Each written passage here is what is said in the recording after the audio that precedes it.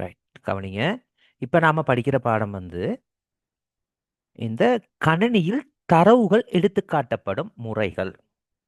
இப்ப தரவுகள் எடுத்துக்காட்டப்படும் முறைகள் அப்படின்னு சொன்னா, கம்ப்யூட்டர்ன்னு சொல்றது ஒரு இலத்திரனியல் சாதனம். ஸோ, இலத்திரனியல் சாதனம்னா 2 விஷயம் நடக்கும். ஒண்ணு கரண்ட் இருக்கும். அடுத்தது நியூட்ரல் லைன் நடக்க போகுது. ஸோ, கரண்ட்ன்னு சொல்றத நாம 1ன்னு சொல்லுவோம். நியூட்ரல் லைன நாம 0ன்னு சொல்லுவோம். அதனால தான் இந்த சுவிட்சஸ்க்கு எல்லாமே சிம்போல் இந்த இந்த மாதிரிக்குள்ள இருக்கும். பாருங்க, ரிமோட் சுவிட்சையோ ஒரு எலக்ட்ரானிக் டிவைஸே எடுத்தீங்கன்னா இப்படி தான் சிம்போல் இருக்கும். ஒன் ஆஃப் பண்ற சுவிட்ச். ஸோ இந்த இலக்க முறைமை மூலமா தான் கணனியை பொறுத்த வரைக்கும் உள்ளீடா இருக்கலாம், முறைவழியாக்கமா இருக்கலாம், வெளியீடு எல்லாமே நடக்குது. ஸோ நாம அதுக்கு முதல்ல நாம தெரியணும், நமக்கு தெரிஞ்ச இலக்கம் என்ன? அதுதான் இந்த அடி 10ன்னு சொல்றது. So decimal numbers. So decimal நம்பர்னு சொன்னா தமிழ்ல தசமம் அல்லது பதின்மம்னு சொல்லுவோம். அதுக்கான அலகுகள் டிஜிட் 0ல இருந்து 9 வரைக்கும் இருக்கும். ஸோ இதுதான் நமக்கு ரிப்பீட் ஆகுது. இதுதான் டெசிமல் நம்பர். கம்ப்யூட்டருக்கு தெரிஞ்ச நம்பர் என்னன்னா இந்த பைனரி நம்பர். ஸோ பைனரி நம்பர்னு சொல்றது அடிப்பெருமானம் 2 மட்டும் தான் இருக்கும். ஸோ 0வும் 1ம். இதுதான் பைனரி நம்பர்ஸ். இந்த 2 தான் கம்ப்யூட்டருக்கு ரொம்ப முக்கியமான விஷயமா இருக்குது. இப்போ இதில் நீங்கள் பார்த்தீங்களா இருந்தா இன்னொரு எக்ஸ்ட்ராவாக இருக்குது இந்த எண்மம்னு ஒரு விஷயம் இருக்குது, பதினருமம்னு சொல்லி ஒரு விஷயம் இருக்குது. இந்த எண்மம் பதினருமம் எல்லாம் எதுக்காக யூஸ் பண்றதுன்னா, இந்த பதின்ம எண்கள் இரும எண்கள்ல நாம எழுதுற சந்தர்ப்பத்துல இப்படி நாம நிறைய எழுதுறப்ப நமக்கான ஸ்டோரேஜுக்கான இடம் நமக்கு கூட தேவைப்படும். இந்த இந்த பிட் டிஜிட்ஸ் நிறைய நம்ம எழுதப்படுறோம். ஸோ இந்த பிட்ஸை இந்த டிஜிட்ஸை நாம குறைவா எழுதிக்கிறதுக்காக நாம பயன்படுத்துகிற முறை தான் இந்த ஒக்டலும் எக்ஸாடெசிமலும். ஸோ ஒக்டல்ட அடிப்பெருமானம் 8 இருக்கும். பதினருமம் அதாவது எக்ஸாடெசிமல்ட அடிப்பெருமானம் 16 இருக்கும், 16 இருக்கும். அப்ப இந்த 2 அடிப்பெருமானம் வரும்பாருந்தா 2க்கு முன்னுக்கு வர இலக்கங்கள் எல்லாமே, அதாவது 2னா 2 விட குறைவான இலக்கங்கள் 1, அடுத்தது 0. ஸோ 0வும் 1ம் தான் இந்த பைனரிக்குள்ள வரும். அப்ப எண்மம்னா 8 தானே. ஸோ 8னா 8 விட குறைவா இருக்குதுன்னா என்ன இருக்க போகுது? 0ல இருந்து 7. உங்களோட டியூட்ல இருந்தா இதை வெட்டிக்கோங்க, 8 வராது. 0ல இருந்து 7 வரைக்கும் வரும். தசமம்னு சொல்றது 10, அடிப்பெருமானம் 10. ஸோ 0ல இருந்து 9 வரைக்கும் வரும். பதினருமம்னு சொல்றது எக்ஸாடெசிமல். ஸோ 16. அப்ப 0ல இருந்து 15 வரைக்கும் வரும். இந்த நேரத்துல என்ன பிரச்சனைனா 10ன்னு நம்ம சொல்லுவோமா இருந்தா கம்ப்யூட்டருக்கு ஏற்கனவே பைனரிங்கிற ஒரு விஷயத்த சொல்லி கொடுத்தோம். ஸோ பைனரியில 0 1ன்னு சொல்லி தனித்தனியான இலக்கங்களை தான் நம்ம சொல்லி கொடுத்தோம். ஸோ அதனால கம்ப்யூட்டர் ஐடென்டிஃபை பண்ற சந்தர்ப்பத்துல இதை 1 0ன்னு கம்ப்யூட்டர் இதை எடுத்துரும். ஸோ 1 0ன்னு எடுக்குமா இருந்தா கம்ப்யூட்டருக்கு வார அந்த கிடைக்கிற இன்புட்டோ அல்லது ப்ரொசஸோ டிஃபரெண்டா இருக்க போகுது. ஸோ 1 0ங்கிறது 10ன்னு கம்ப்யூட்டருக்கு தெரியாது. அந்த கம்ப்யூட்டர் சரியா புரியணும் அப்படிங்கிறதுக்காக தான் இந்த 10ன்னு சொல்றத நாம ஏன்னு சொல்றோம், 11 பின்னு சொல்றோம், 12 சி, 13, 14, 15ன்னு சொல்றோம். ஸோ 0ல இருந்து 15 வரைக்கும் இருக்கு. இதுதான் இந்த எண் முறைமையில இருக்கிற பேசிக்கான விஷயம். இங்க மானா உண்டு மிஸ் ஆகுதுன்னா ரைட். இதுதான் உங்களோட அடிப்படையான விஷயம். இதுல நீங்க தெளிவா இருக்கணும். சரிதானே? ரைட். இப்ப பார்ப்போம்.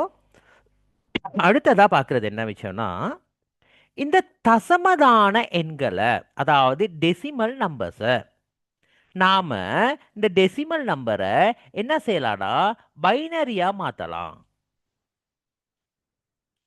ஒக்டலா மாத்தலாம், எக்ஸாடெசிமலா மாத்தலாம்.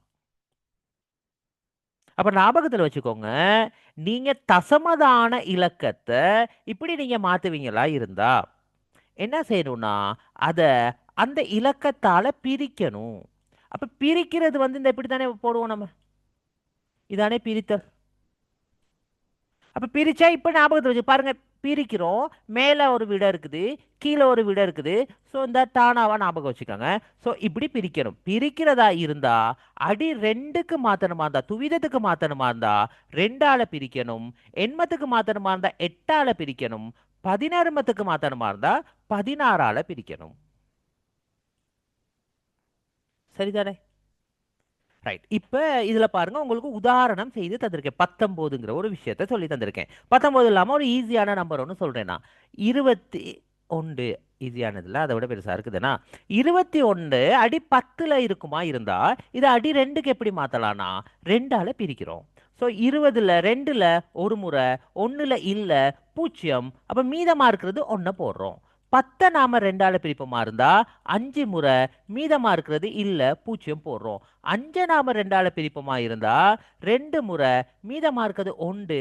ஸோ 2ஐயும் நாம ரெண்டால பிரிப்போமா இருந்தா என்ன செய்ய போறோம்? இந்த 2 ரெண்டால பிரிக்கிற சந்தர்ப்பத்துல திரும்ப நாம இங்க எழுத போறோம். இந்த இந்த இந்த பக்கம் எழுதுறேன்னா 1ன்னு போட போறோம். ஸோ மீதம் 0 எழுதிட்டு இந்த கீழ இருந்து மேல் நோக்கி தான் எழுதணும் விடைய.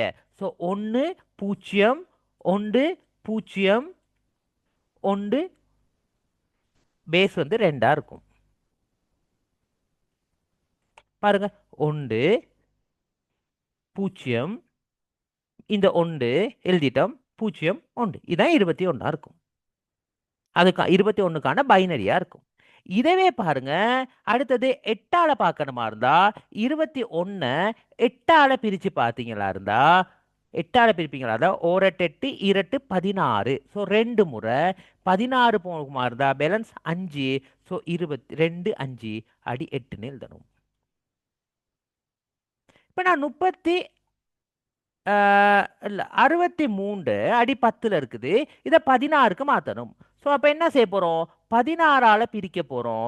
63ல எத்தனை 16 இருக்கு? ஓர் 16 16 ஈர் 16 32. 3 தர 10 30 3 18 கூட வருமாடா.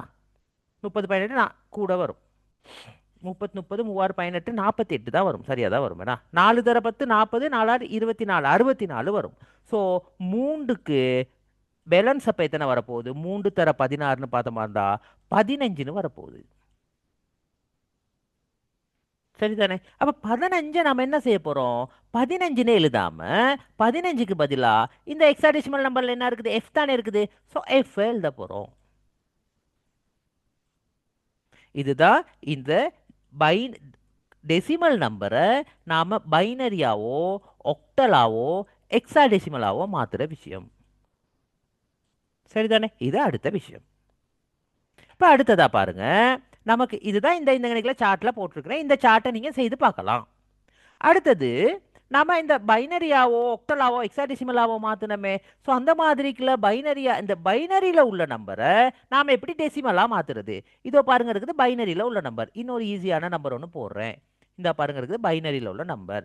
ஸோ இது அடி 2ல் இருக்குதா இருந்தால் இதை எப்படி அடி 10க்கு மாற்றணுமா இருந்தால் முதலாவது நம்ம என்ன செய்யணும்னா அடி 2னா 2ன் வலுவால் எழுதணும். ஸோ 2ன் 0ஆம் அடுக்கு, 2ன் 1ஆம் அடுக்கு, 2ன் 2ஆம் அடுக்கு, 2ன் 3ஆம் அடுக்கு. இந்த பெருமானத்தை எழுதணும். எந்த ஒரு எண்ணினுடைய 0ஆம் அடுக்கும் 1ஆ தான் இருக்கும். ஸோ 1, 2ன் 1ஆம் அடுக்கு 2, 2ன் 2ஆம் அடுக்கு 4, 2ன் 3ஆம் அடுக்கு 8ஆ இருக்கும். 3 தடவை 2 எழுதி பெருக்குவோமா இருந்தா 8 தானே வரப்போகுது.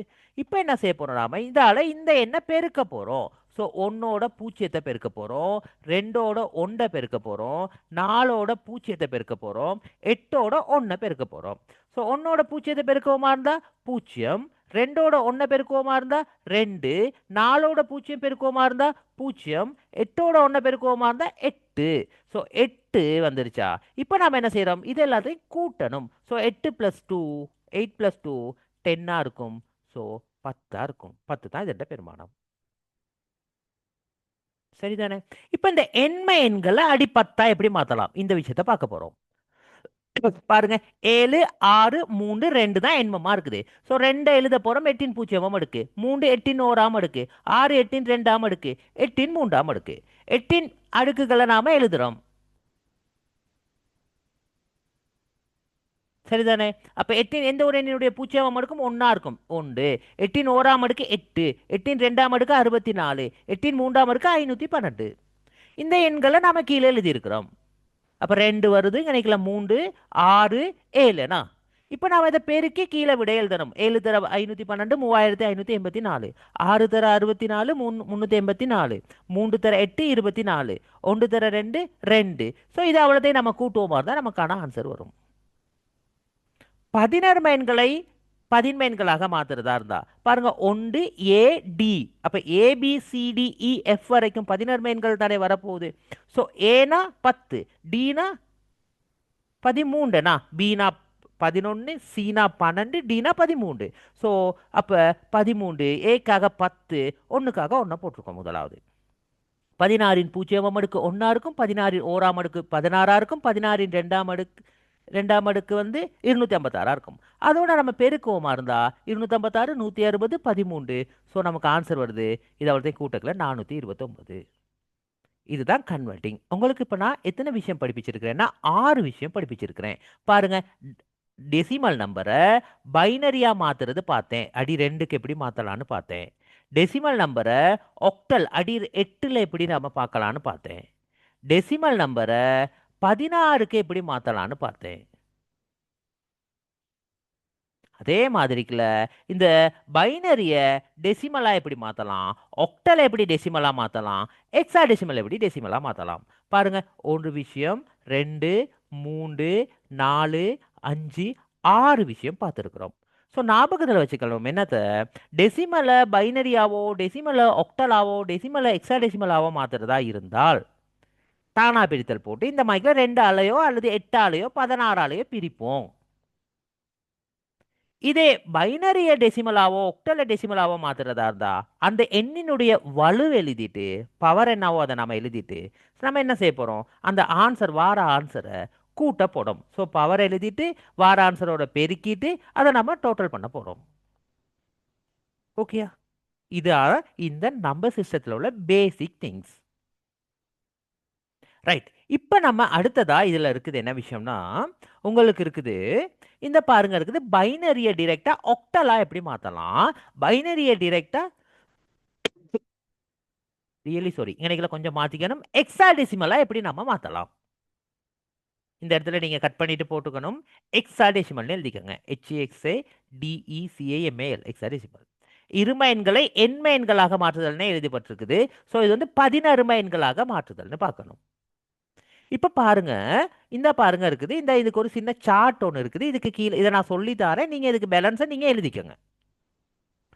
நாம் சின்ன வயசில் படிச்சிருப்போம். 1 2 3 4 படிக்கிறப்ப 9 வரைக்கும் நமக்கு தெரியும், 10 நமக்கு தெரியாமல் இருந்திருக்கலாம். 10 எழுதிட்டமா இருந்தால் இதே தான் ஆர்டர் வரும்னு சொல்லி தருவாங்க. ஸோ 11 12 13 14 19 வரைக்கும் எழுதுவோம். பிறகு நாம் 20 எழுதுவோமா இருந்தால் 29 வரைக்கும் எழுதுவோம். ஸோ இந்த மாதிரிலாம் 99 வரைக்கும் எழுதுவோம். அப்போ இந்த டெசிமல்னு சொல்றது 0லேருந்து 9 வரைக்குமான இலக்கங்கள் ரிப்பீட் ஆகுது ஆகுது தானே. பாருங்க, அதுதான் ரிப்பீட் ஆகும். இதுதான் இந்த டெசிமல் நம்பர். ஸோ பைனரி என்ன நடக்கும்னா 0வும் 1ம், ஸோ எனக்கு 0 போடுபடலை. ஸோ இந்த 0வும் 1ம் மட்டும் ரிப்பீட் ஆகுமா இருந்தா அதான் பைனரி. ஸோ 0வையும் 1 ரிப்பீட் ஆகுறத வந்து நீங்கள் இந்த மாதிரில எழுதுவீங்களா இருந்தால் குழப்பப்படுவீங்க, கஷ்டப்படுவீங்க, இயலாமல் போகும். ஸோ எழுதாமல் நீங்கள் என்ன செய்யலாம்னா இந்த 0 1 மட்டும் தானே நமக்கு தெரியுமே. நம்பர் சிஸ்டத்தில் வந்து 0லேருந்து நமக்கு எவ்வளோ நம்பர் வரைக்கும் தெரியுமே. ஸோ அதில் 0 1 மட்டும் வார நம்பராக எழுதுவோமா இருந்தால் அதான் பைனரி. அப்போ எப்படி எழுதலாம், 1 1 0 மட்டும் வரதா, அடுத்து 10 11 100, இடையிலலாம் 99 80 அல்லலாம் 1 0 மட்டும் வரலையே.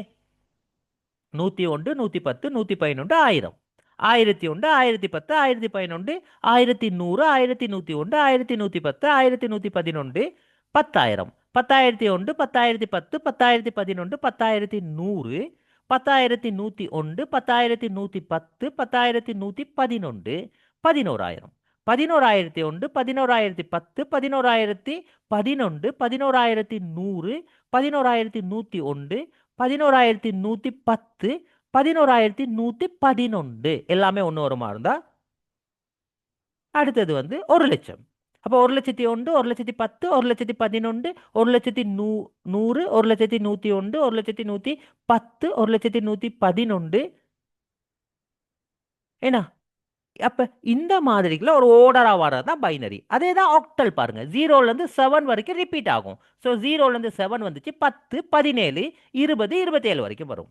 ஹெக்ஸாடெசிமல் 0ல இருந்து F வரைக்கும் ரிப்பீட் ஆகும். So 10, 11, 12, 13, 14, 19, 1A, 1B, 1C, 1D, 1E, 1F, அதுக்கு பிறகு 2 0, 2 1, 2 2 அப்படி வரும். சரிதானே? இதுதான் இதுல உள்ள பேசிக்கான திங்ஸ்.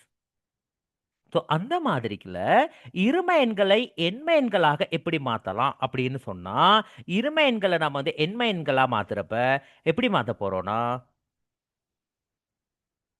அடி 2ல தானே இருக்குது. என்ன? நம்ம பைனரிக்குல பார்க்குறப்ப அடி 2க்கு தானே நம்ம பார்க்க போறோம். ஸோ என்ன விஷயம்னா, இரும எண்கள்ங்கிறது வந்து பேஸ் 2ங்கிறப்ப 1 0 1 0ன்னு சொல்லி தான் வரும். ஸோ 1 0 1 0 வரக்குல நான் தனியா எழுதுறேன். இந்த வேற ஒரு நம்பர் ஒன்று போடுறேன். இப்படி நம்ம போடுவோமா இருந்தா இதை என்ன செய்யணும்னா, 2னுடைய 3ஆம் அடுக்கு தானே 8, 8 அடி 8க்கு பார்க்கறதா இருந்தா, ஒக்டல் பார்க்கறதா இருந்தா, ஸோ வலது பக்கத்துல இருந்து 3 இலக்கங்களை நம்ம மார்க் பண்ணணும். ஸோ 1 1 0 என்ன, 1 0 1 என்ன, 1 என்ன உங்களோட சார்ட்ல பாருங்க. 1 1 0 என்ன, 1 0 என்ன பாருங்க. 1 1 0 என்னன்னு பாருங்க. 1 1 0, 1 1 0 இந்த என்னது 6ஆ இருக்குது. ஸோ இது என்னவா இருக்கும்? 6ஆ இருக்கும். 1 0 1 என்னவா இருக்க போகுது? 1 0 1 5ஆ இருக்கும். ஸோ 5ஆ இருக்கும். ஸோ இந்த 1க்கு என்ன வரப்போகுது? 1 1 தான். ஸோ 1 1 5 0 அடி 8 டிரெக்டா காணலாம். இதே மாதிரிக்குள்ள 16 நம்ம பார்க்கணுமா இருந்தா, இந்த மாதிரிக்குள்ள நமக்கு ஒரு இலக்கம் ஒன்று பைனரியில தந்திருப்பாங்களா இருந்தா, இதை நம்ம என்ன செய்யணும்? 16ன்னு சொல்றது என்னவா இருக்க போகுது? 2னுடைய 4ஆம் அடுக்கு. ஸோ வலது பக்கத்துல இருந்து 4 4ஆ பிரிக்கணும். ஸோ பிரிப்போமா இருந்தா 1 0 1 0 என்ன விடன்னு பாருங்க. 1 0 1 0 10, 10க்கு ஹெக்ஸாடெசிமல் ஏ. ஸோ ஏன்னு போடுவோம். அடுத்தது 1 0 1 0 தான் வருது. அதுவும் ஏ தான் இருக்க போகுது. அடுத்தது 1 1 0 1, 1 1 0 1 இது. ஸோ டியா இருக்க போகுது. ஸோ டிஏஏ அடி 16. இந்த விஷயத்தை சரியா இப்ப நான் படிப்பிச்சதை நீங்க தெளிவா இருந்தீங்களா இருந்தா எக்ஸாம்ல 2 மார்க்ஸ் ஆக குறைஞ்சதே எடுக்கலாம். சரிதானே? ரைட். ரிப்பீட் ஒருக்கா செய்து பாருங்க. இப்ப பாப்போம். என்னன்னா, நாம ஒரு இலக்கம் ஒண்ணு சொல்லுவோமா இருந்தா, நாம ஒரு நம்பர் ஒண்ணு சொல்லுவோமா இருந்தா, அந்த நம்பர் வந்து பாருங்க 2 3 7 9ன்னு சொல்றேன். ஸோ இதை நீங்க எண் சட்டம் அப்படியான விஷயங்கள் எல்லாம் படிச்சிருப்பீங்க. ஸோ அதன் மூலமா நீங்க இதுக்கு ஒரு பெருமானத்தையே சொல்ல போறீங்க. அதாவது இதை ஒன்றுக்கள்னு சொல்லுவீங்க, இதை 10ன்னு சொல்லுவீங்க, இதை 100ன்னு சொல்லுவீங்க, இதை 1000ன்னு சொல்லுவீங்க. ஸோ இதை நம்பரை நீங்க சொல்லுவீங்க 2379 அப்படின்னு சொல்லுவீங்க. ஸோ இந்த 9 நாம சொல்லுவோம் என்னன்னா, பெறுமதி குறைந்ததா இருக்க போகுது. ஏன் 2 விட 2 வந்து 1000ல தான் 2. ஸோ 2000 விட 1 வந்து குறைவா இருக்க போகுது. ஸோ இதை நம்ம என்ன செய்ய போறோம்? ஆக சின்ன பெருமானம் உடையதா இருக்க போகுது. ஸோ அதனால தான் பெருமதி குறைந்ததா இருக்கனால தான் இதை நம்ம சொல்லுவோம் எல்எஸ்டின்னு சொல்லுவோம். Least significant digits. 2 நாம சொல்லுவோம் மோஸ்ட் சிக்னிஃபிகண்ட் டிஜிட்ஸ்னு சொல்லுவோம். ஸோ இந்த 456ல மோஸ்ட் வந்து 4ஆ இருக்க போகுது. எம்எஸ்பி எல்எஸ்டி 6ஆ இருக்க போகுது. 12.59ன்னு வந்தா தசத்துக்கு பிறகு வார இந்த கடைசியே தான் சின்னதா இருக்கும். ஸோ 9 சின்னதா இருக்க போகுது, 1 பெருசா இருக்க போகுது. 0.00ன்னு வந்திருந்தா இந்த 5 பெருசா இருக்கும், 4 சின்னதா இருக்கும். ஒரு இலக்கம் மட்டும் வருமாக இருந்தா அதே இலக்கம் தான் எம்எஸ்டியாவும் இருக்கும், அதே இலக்கம் தான் எல்எஸ்டியாவும் இருக்கும். ஓகே தானே? இதுலவே எம்எஸ்பி எல்எஸ்பிங்கிற 2 விஷயம் இருக்குது. அதாவது பிட் மோஸ்ட் சிக்னிஃபிகண்ட் பிட்டா இருக்கும். ஸோ பிட்னு சொல்றப்ப பைனரி நம்பர்ஸ்ல நம்ம பார்ப்போம். ஸோ பைனரியில 1 0 1 0 0 இப்படி வரக்கல. இந்த ஆக பின்னுக்கு இருக்கிறது தான் என்னவா இருக்க போகுது? ஆக சின்னதா இருக்கும். ஆக ஆரம்பத்தில் இருக்கிறது பெருசா இருக்க போகுது. ஸோ இதுதான் என்னன்னா எல்லாமே 1 தான் வரும். 1 அல்லது 0 தானே வரும். ஸோ அதனால இதை 2ன் அடுக்குகளா நம்ம இதங்களை எழுதி காட்டுவோம். ஸோ தசமதானம் வருமா இருந்தா கவனிங்க, 1 0 1 0 தசம் 1 0ன்னு வச்சுக்கோங்களேன். ஸோ தசத்துக்கு இது வந்து என்னவா இருக்க போகுது, 2னுடைய 0ஆம் அடுக்கா இருக்க போகுது. ஸோ இது வந்து 2னுடைய ஓராம் அடுக்கா இருக்க போகுது. இது 2னுடைய 2ஆம் அடுக்கா இருக்க போகுது. 2ன் 3ஆம் அடுக்கா இருக்க போகுது. ஸோ இது அப்ப என்னவா இருக்கும், 2ன் மறை 1ஆ இருக்கும். இது வந்து மறை 2ஆ இருக்கும். அதுல நீங்க ஞாபகத்துல வச்சுக்கணும். சரிதானே? ரைட். இப்போ நாம ஸ்டோரேஜ்ங்கிற கான்செப்ட் பார்ப்போம். இதுல ஒரு தனியான கேள்வி ஒன்று வரும். ஸோ ஸ்டோரேஜ் அப்படின்னு சொல்றது என்ன விஷயம்னா, ஒரு கம்ப்யூட்டரை பொறுத்த வரைக்கும் ஸ்டோரேஜ், அதாவது இன்புட்டை எடுக்கிறதோ ப்ரொசஸ் நடக்கிறதோ ஸ்டோரேஜ் ஆகுறதோ எப்படி ஆக போகுதுன்னா, ஒரு டிஜிட்னு சொல்லுவோம் அதை நாம. ஸோ நான் அந்த இப்படி குறியீடு போடுறத வந்து நான் டிஜிட்னு சொல்றேன். அதாவது இது ஒன்று ஜீரோவா இருக்கலாம் அல்லது ஒன்றா இருக்கலாம். ஜீரோவா இருக்கலாம் அல்லது ஒன்றா இருக்கலாம். ஒன்று ஜீரோவா இருக்கும் அல்லது ஒன்றா இருக்கும். ஸோ இதை அப்போ இப்படி நீங்கள் எழுதுறத என்ன சொல்லுவீங்க, டிஜிட்னு சொல்லுவீங்க. இந்த இப்போ பாருங்க, எனக்கு எத்தனை டிஜிட் இருக்குன்னு பாருங்க. 1 2 3 4 5 6 டிஜிட்ஸ் இருக்குது. ஸோ இப்படி எழுதுற அந்த டிஜிட் வந்து 0 அல்லது ஒன்றா இருக்குமா இருந்தா, ஸோ இதை நாம சொல்லுவோம் ஒரு பிட்டுன்னு சொல்லுவோம். அப்ப இங்கனைக்குல பாத்தீங்களா இருந்தா 2 3 4 5 6 பிட் இருக்குது. அல்ல ஜீரோவா ஒன்னாங்கிறது நமக்கு தேவைப்படாது. So bit. ஸோ இந்த மாதிரிக்குல 4 பிட் வருமா இருந்தா அதுக்கு நாம ஒரு பேர் வச்சிருக்கோம், நிபில்னு சொல்லுவோம். 8 பிட் வருமா இருந்தா பைட்னு சொல்லுவோம். ஸோ 1024 பைட் வருமா இருந்தா, அதாவது 2னுடைய 10ஆம் அடுக்க தான் 1024 சொல்றோம். பைட் வருமா இருந்தா அதை நாம கிலோ பைட்னு சொல்லுவோம். 1024 மெகா பைட்டா இருந்தா அதை ஜிகா பைட்னு சொல்லுவோம்.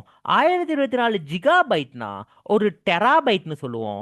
1024 டெரா பைட்டை ஒரு பெட்டா பைட்னு சொல்லுவோம். 1024 பெட்டா பைட்டை ஒரு செட்டா பைட்னு சொல்லுவோம்.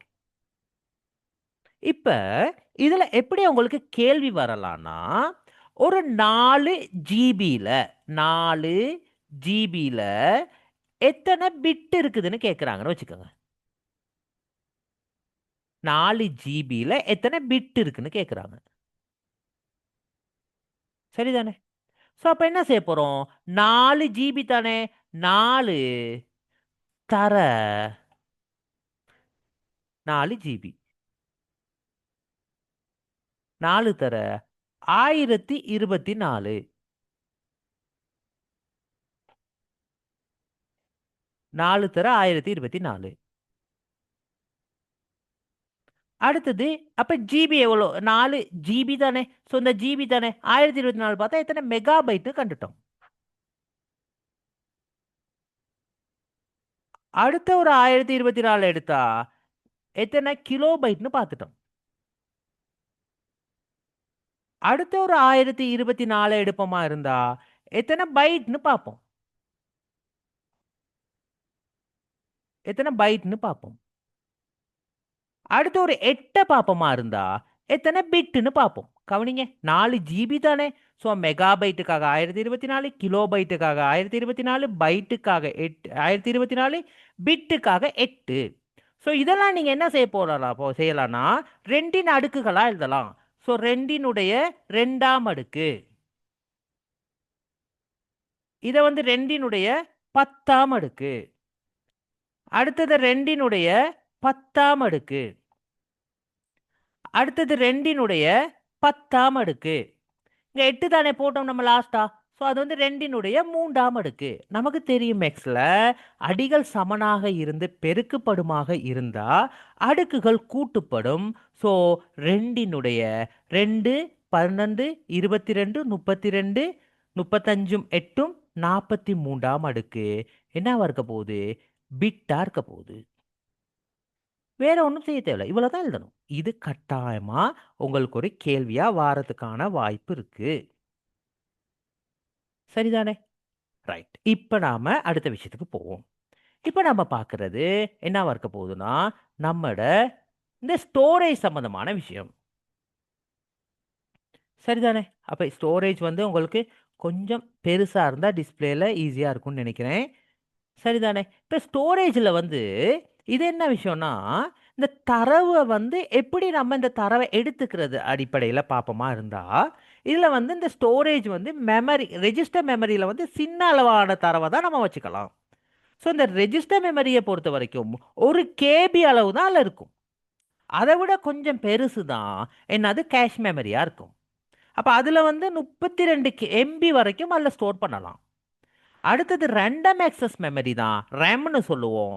ஸோ அந்த ரெம்ல வந்து என்னவா இருக்க போகுது, கொஞ்சம் அதை விட 64 GB இப்போ எல்லாம் ஜிபி இருக்குது, ஆனால் 64 GB வரைக்கும் யூஸ் பண்ணலாம்.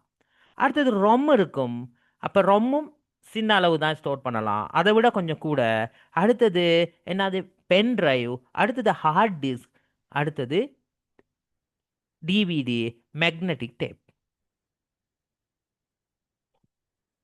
இதில் நீங்கள் அந்த தரவுகளை நீங்கள் ரிப்பீட் எடுத்துப்பீங்களா இருந்தா மெஷின்லேருந்து எடுக்கிற வேகம் அடிப்படையில் பார்த்தா ரெஜிஸ்டர் மெமரி ஸ்பீடாக நமக்கு கிடைக்க போகுது. 2வது யூனிட் படிக்கல இதை நம்ம தெளிவாக படிப்போம். அப்போ சீனா cache memory, random access memory RAM, read only memory, சரிதானே, flash memory, hard disk, DVD, CD, இப்படி நம்ம எடுத்துக்கலாம். இதான் இதண்ட வேகம் அடிப்படையில் நம்ம பார்க்குற விஷயம். சரியா? இப்போ பார்த்த மாதிரி இருந்தால் இதில் உங்களுக்கு ஒரு கேள்வி ஒன்று வரும். அடுத்தது பாருங்க, இந்த பிசிடி, எஃப்டிக், எஸ்கி, யூனிகோடுங்கிற 4 விஷயம் இருக்குது. இது என்னன்னு பார்ப்போம். அதாவது ஒரு கம்ப்யூட்டரை பொறுத்த வரைக்கும் நாம் இன்புட் செய்கிறது ப்ரொசஸ் ஆகி அவுட்புட் ஆகுமா இருந்தா, இன்புட் செய்கிறது ப்ரொசஸ் ஆகி அவுட்புட் ஆகுமா இருந்தா, சரிதானே, அந்த இன்புட் ப்ரொசஸ் ஆகி அவுட்புட் ஆகிற சந்தர்ப்பத்தில் எப்படி வரப்போகுதுன்னா நமக்கு ஒரு கம்ப்யூட்டரில் ஸ்டோரேஜ் கான்செப்ட் ஒன்று நடக்கும். அப்போ அந்த ஸ்டோரேஜ் கான்செப்ட் நடந்தால் தான் இந்த இன்புட் ப்ராசஸ் அவுட்புட் நடக்கும். ஸோ இந்த ஸ்டோரேஜ் கான்செப்டில் ஆரம்ப காலத்தில் பயன்படுத்தப்பட்டது தான் இந்த பிசிடி முறை. ஸோ இந்த பிசிடி முறையில் எப்படி ஸ்டோரேஜ் கான்செப்ட் நடந்துச்சுன்னா அது வந்து ரெண்டினுடைய 4ஆம் அடுக்கு, அதுதான் இந்த பிட்டுக்கள் எத்தனை. ஸோ அப்படின்னா மொத்தமாகவே 16 கேரக்டர்ஸ் தான் இருக்கும். ஒன்றை மட்டும் நான் தெளிவாக சொல்கிறேன், மற்றதை நீங்கள் பார்த்துக்கோங்க. ஸோ 14 கேரக்டர்ஸ்னா பாருங்க 4 பிட். ஸோ அந்த 4 பிட் தானே. அப்போ 4 பிட்னா ஆக சின்னது என்னவா இருக்க போகுது, 4மே 0வா இருக்கும். ஆக பெருசு என்னவா இருக்கும், 4மே 1ஆ இருக்கும். ஸோ 4மே 0னா 0. அப்போ அடுத்தது என்ன, 0னா 1, அடுத்தது 10, 11, 100, 101, 110, 111, அப்படித்தானே வரப்போகுது. ஸோ அந்த மாதிரிக்குள்ள வரக்கல 1111 இது வரைக்கும் வருமா இருந்தா, ஏன்னா இது வரைக்கும் வருமா இருந்தா பாருங்க மொத்தமாக எங்களை 15 இருக்குது. ஸோ 0லேருந்து 15 இருக்குது. ஸோ இன்னொரு 0வும் சேரக்கல, மொத்தமாக 16 கேரக்டர்ஸ் நமக்கு இதில் உருவாக்கலாம். ஸோ 16 கேரக்டர்ஸில் நம்ம ஒரு நம்பரை உருவாக்க இயலுமா? இயலாது. சாரி, ஒரு ஒரு வேர்டை நம்ம டைப் பண்ண இயலுமா?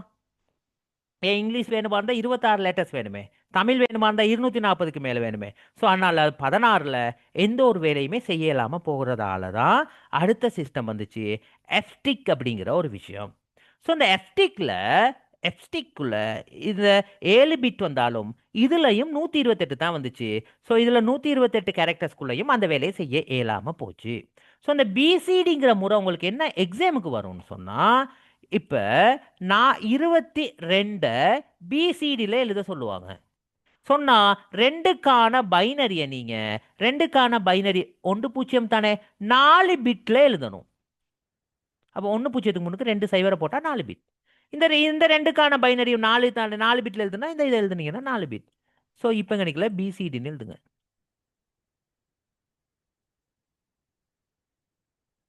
அவ்வளோதான். இப்போ உங்களுக்கு எப்படி கேள்வி வரப்போகுது, 22 அடி 8ல் இருக்குது, இதுக்கான பிசிடி எழுத சொல்ல போறாங்க. ஸோ முதலாவது இதை அடி 10க்கு மாற்றணும், அதுக்கு பிறகு அதை இந்த 4 பிட்ல எழுதணும். சரிதானே? ரைட். இப்போ பார்ப்போம் எஸ்கிங்கிறது என்ன விஷயம். இப்போ கம்ப்யூட்டரில் வந்து நம்ம பேரை கூட டைப் பண்ண இயலலைன்னா எப்படி கம்ப்யூட்டரை பாவிக்கிறதுல அர்த்தம் இல்லையே. ஸோ அதனால அதுக்காக வந்தது தான் அந்த எஸ்கி முறை. ஸோ எஸ்கி நான் 2 8 அடுக்கு 256 கேரக்டர். ஸோ அப்போ அதில் என்ன செய்யலாம், கீபோர்டோட செய்யலாம். அப்போ தான் நமக்கு கீபோர்ட் கிடைச்சிச்சு.